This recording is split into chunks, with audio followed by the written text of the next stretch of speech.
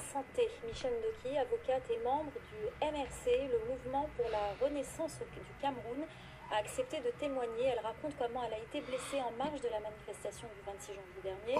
L'avocate de 45 ans a décidé de se cacher. Elle dit craindre d'être arrêtée et de ne pas bénéficier des soins dont elle a besoin. Son témoignage recueilli par notre correspondant Marcel Ami.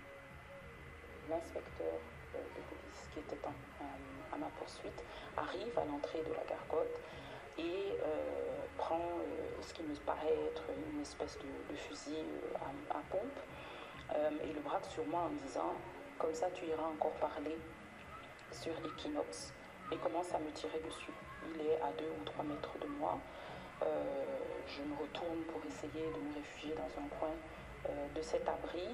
Et pendant que je suis en train de bouger dans la confusion avec des personnes qui étaient là, qui essayent de s'éloigner de moi puisqu'elles voient bien que c'est sur moi qu'on veut tirer et qu'elles n'ont pas envie de prendre de balles perdues, je recevrai 3 balles, une à l'arrière de la cuisse gauche qui a aussi perforé l'intérieur de ma cuisse droite et 2 sur la face externe de ma cuisse droite.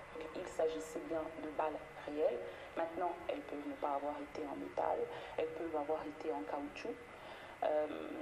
D'après ce que j'ai essayé de comprendre par la suite et ce que j'ai compris de ce que le ministre explique, oui, il s'agit peut-être d'armes qui font la controverse en France en ce moment, qui alimentent la controverse en France en ce moment, qui sont les LBD, les lanceurs de balles de défense ou les flashballs, je crois, de la marque, qui lancent donc des projectiles en caoutchouc ou dans une autre matière, qui ont quand même 40 mm de diamètre, donc on parle quand même de 4 à 5 cm de diamètre, et c'est possible que ce ne soit pas des armes létales, encore faudrait-il qu'elles soient utilisées dans des conditions normales.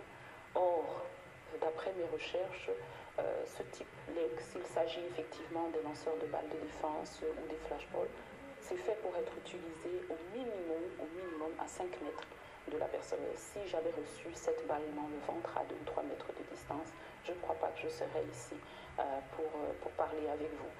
Je me cache depuis ce jour-là parce que, premièrement, c'est effrayant de se rendre compte qu'on est une cible et qu'on n'est pas la seule. 2 jours après mon arrestation, parce que pour moi, j'allais me remettre de mes plaies tranquillement, et puis on aurait vu comment évoluait le débat politique, parce que pour moi c'est de ça qu'il s'agit, d'un débat politique sur le devenir de cette nation.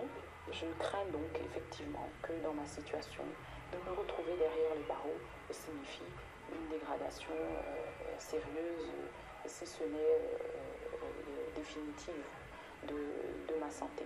Nous vivons dans une dictature. On vit dans un pays où on ne peut pas véritablement être une force de proposition.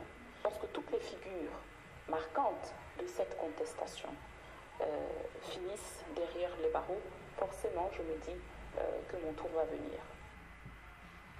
Sachez que nous avons contacté le ministère camerounais de la communication pour leur accorder un droit de réponse. Le porte-parole du ministre nous a fait savoir que sa tutelle répondra très prochainement à ce témoignage et au reste de l'actualité qui secoue le Cameroun.